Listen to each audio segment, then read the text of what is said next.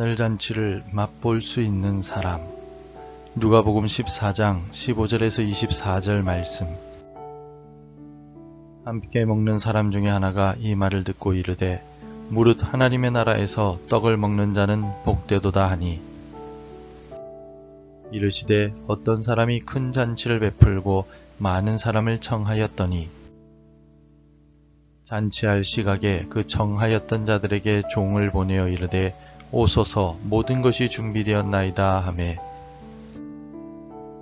다 일치되게 사양하여 한 사람은 이르되 나는 밭을 샀음에 아무래도 나가 보아야 하겠으니 청컨대 나를 양해하도록 하라 하고, 또 한 사람은 이르되 나는 소 5겨리를 샀음에 시험하러 가니 청컨대 나를 양해하도록 하라 하고, 또 한 사람은 이르되 나는 장가 들었으니 그러므로 가지 못하겠노라 하는지라.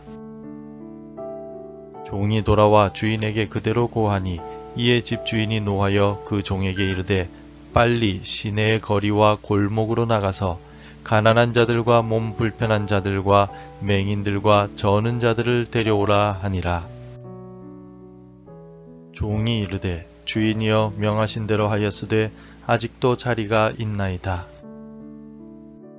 주인이 종에게 이르되 길과 산 울타리가로 나가서 사람을 강권하여 데려다가 내 집을 채우라. 내가 너희에게 말하노니 전에 청하였던 그 사람들은 하나도 내 잔치를 맛보지 못하리라 하였다 하시니라. 천국은 모든 그리스도인들이 가야 하는 본향입니다. 모두가 천국을 소망하며 오늘을 살아가지만 예수님은 모두가 들어갈 수 없다고 앞서서 말씀하신 바가 있습니다. 예수님은 좁은 문으로 들어가야만 천국에 들어갈 수 있다라고 말씀하셨습니다. 또한 성경은 천국에는 하나님께서 베푸시는 잔치가 있음을 묘사하는 경우가 많습니다. 오늘 본문은 예수님께서 한 바리새인의 집에서 식사하시던 중 한 사람이 하나님의 나라에서 떡을 먹는 자는 복이 있도다 라고 말한 것에 대한 비유로 시작됩니다. 이 말에 예수님은 큰 잔치를 베푼 주인의 이야기를 통해서 누가 진정으로 하나님 나라에 참여할 수 있는지를 가르쳐 주십니다.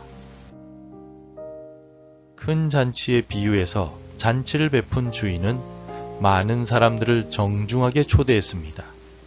그러나 놀랍게도 초대받은 사람들은 하나같이 각기 다른 이유를 대며 초청을 거절합니다. 18절입니다. 다 일치하게 사양하여 한 사람은 이르되 나는 밭을 샀음에 아무래도 나가 보아야 하겠으니 청컨대 나를 양해하도록 하라 하고, 한 사람은 밭을 샀으니 나가 보아야 한다고 핑계를 댑니다. 또 다른 사람은 소 5겨리를 샀으니 시험하러 가야 한다라고 말합니다. 심지어 어떤 사람은 장가 들었으니 갈 수 없다라고 딱 잘라 거절합니다. 이들의 핑계는 모두 그럴듯해 보이지만 사실은 자신들의 세상적인 욕망과 필요를 하나님보다 더 중요하게 생각하는 인간의 연약한 본성을 드러냅니다. 밭을 사고 소를 시험하고 가정을 이루는 것은 결코 나쁜 일이 아닙니다. 그러나 그 일들이 하나님의 초청보다 우선순위에 놓일 때 우리는 영원한 기회를 스스로 걷어차는 어리석음을 범하게 되는 것입니다. 성도 여러분, 혹시 우리도 이들처럼 세상의 핑계로 하나님의 부르심을 외면하고 있지 않습니까? 눈앞의 작은 이익이나 당장의 즐거움에 마음을 빼앗겨 영원한 생명의 잔치에 참여할 기회를 놓치고 있는 것은 아닌지 깊이 돌아보아야 합니다. 세상의 일들은 잠깐의 만족을 줄 수 있지만 하나님의 나라는 영원한 기쁨과 평안을 약속합니다.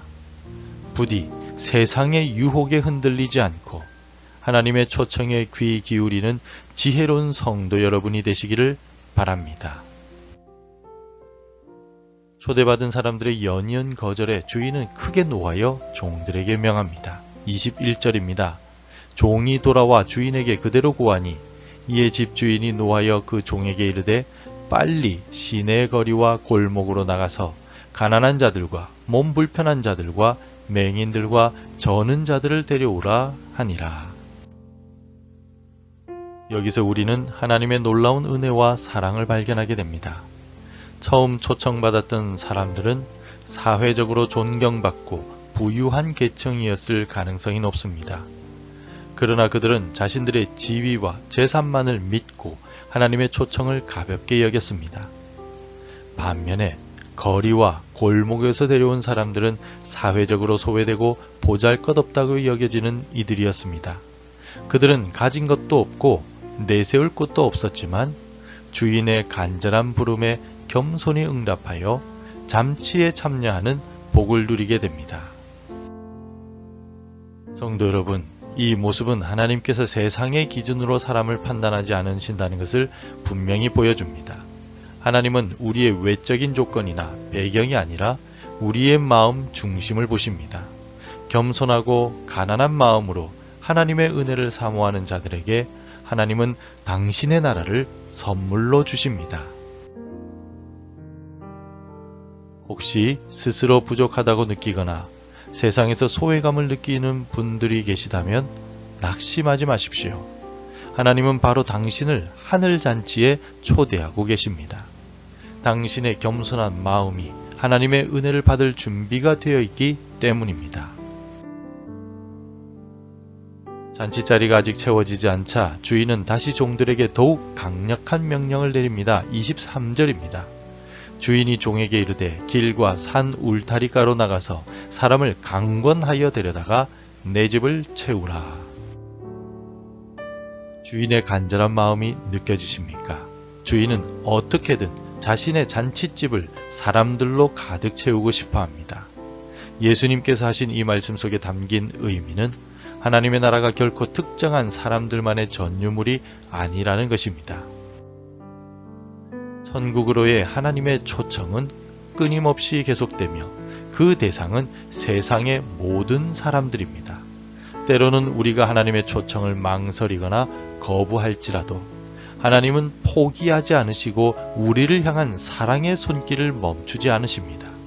강권하여 데려오라 라는 말씀은 하나님의 간절한 마음을 보여주는 동시에 우리가 때로는 적극적으로 복음을 전하고 하나님의 사랑을 나누어야 할 책임이 있다는 사실을 깨닫게 합니다. 성도 여러분, 오늘날에도 하나님의 초청은 여전히 계속되고 있습니다. 우리는 이 은혜로운 초청에 어떻게 응답해야 할까요? 혹시 아직도 세상의 핑계로 주저하고 있지는 않습니까? 아니면 스스로 부족하다고 느껴 하나님의 부르심을 외면하고 있지는 않습니까? 이제는 모든 염려와 걱정을 내려놓고 하나님의 초청에 기쁨으로 응답해야 할 때입니다. 하나님의 나라는 이미 우리에게 활짝 열려 있으며 우리는 그 초청에 응하기만 하면 됩니다. 오늘 우리는 본문의 말씀을 통해 하늘잔치를 맛볼 수 있는 사람이 누구인가? 라는 질문에 대한 분명한 답을 얻었습니다. 그것은 바로 세상적인 욕망을 내려놓고 겸손한 마음으로 하나님의 초청에 응답하는 사람들입니다. 처음 초청을 거절했던 사람들처럼 세상의 핑계에 매몰되지 않고 거리와 골목길에서 초청받았던 사람들처럼 겸손한 마음으로 하나님의 은혜를 구하며 주인의 간절한 마음을 헤아려 아직도 하나님의 초청을 알지 못하는 이들에게 복음을 전하는 우리가 되어야 할 것입니다. 기도하겠습니다. 사랑과 은혜가 풍성하신 하나님 아버지, 오늘 말씀을 통해 하늘잔치에 초대받았음에도 불구하고 세상의 핑계로 그 초청을 거절했던 어리석음을 깨닫습니다. 사랑의 주님, 우리는 겸손한 마음으로 주님의 초청에 응답하여 영원한 기쁨이 가득한 하늘잔치에 참여하게 하여 주옵소서. 예수님의 이름으로 기도드립니다. 아멘. 계속해서 함께 기도해 주시기 바랍니다. 세상의 헛된 것을 바라보기보다 천국의 기쁨을 맛보게 하소서. 항상 주님의 음성에 귀를 기울이고 순종하게 하소서. 우리 자녀들의 인생을 책임지시고 앞길을 인도해 주옵소서. 매일 하나님의 말씀으로 하루를 시작하는 복된 삶이 되게 하옵소서. 오늘도 말씀대로 살아가며 열매 맺는 하루가 되시기를 축복합니다.